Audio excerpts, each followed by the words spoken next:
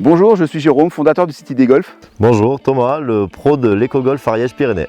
Alors aujourd'hui on est sur un coup que les golfeurs adorent. Ça, je vais être franc, dès qu'on fait une vidéo sur ce sujet-là, ça marche bien, les gens se précipitent dessus, c'est le drive. Le drive. Voilà, et en particulier donc aujourd'hui on va voir un exercice pour essayer d'avoir des balles qui partent plus droit et si possible plus loin. Plus régulièrement. Plus régulièrement.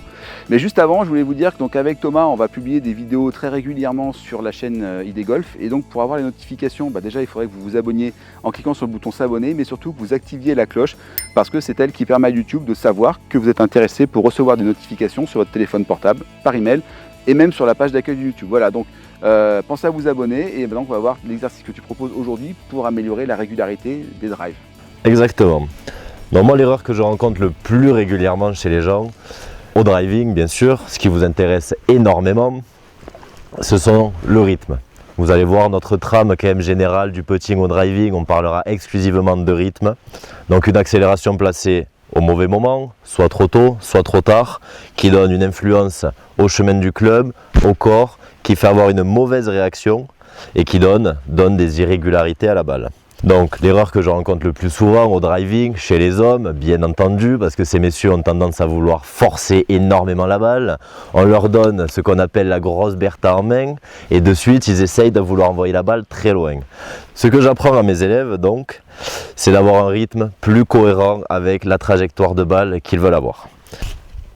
J'ai un bon exercice pour travailler ce rythme, pour que le rythme soit placé au bon moment. Tout simplement, c'est de prendre votre club à l'envers. Et quand on prend le club à l'envers, le club va faire du vent. Il fait du bruit. Mais il faut savoir, tout d'abord, avant de faire cet exercice, c'est que l'accélération au golf ne se fait pas d'ici, ou même encore du départ du swing. L'accélération est dans un périmètre très précis et très court. D'accord ? Donc, on va vouloir faire du vent d'ici, avant l'impact, à ici, après l'impact. Et donc, on veut entendre du vent à ce qu'on appelle le point bas de l'arc.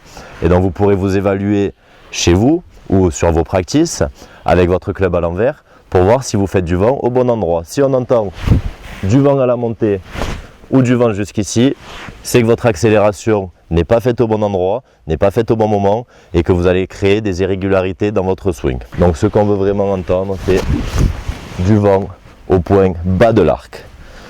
Petite démonstration, si on accélère trop tôt, on décale le plus régulièrement. Ce que je rencontre le plus souvent avec mes élèves, c'est qu'on vient décaler la zone des hanches et que du coup on ouvre le corps et c'est comme ça qu'on obtient des gros slices. Ok ?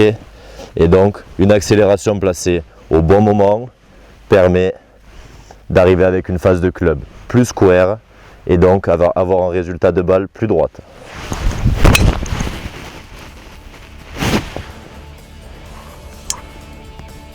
Voilà, donc vous pourrez vous évaluer chez vous en prenant tout simplement votre club à l'envers. Donc oui, on en a parlé dans d'autres vidéos et c'est vrai que toi, toute ta logique autour du swing, ta logique d'enseignement, elle est surtout axée autour du rythme, et du tempo.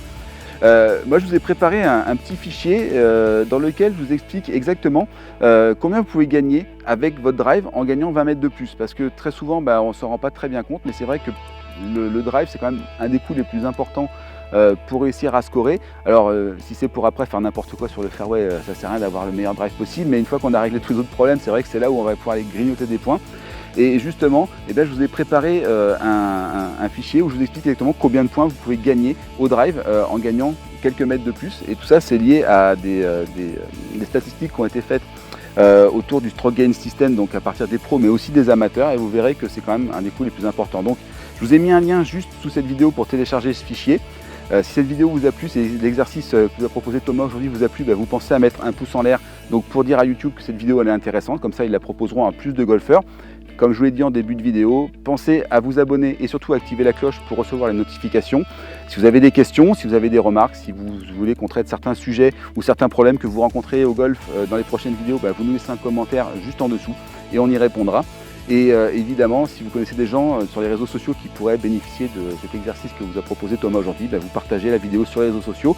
Ça permet qu'il y ait encore plus de monde qui soit au courant de ce qu'on propose avec Thomas. Voilà, vous avez le lien pour voir ce fichier qui est dans la description. Et nous, on vous dit à très bientôt sur la chaîne ID Golf.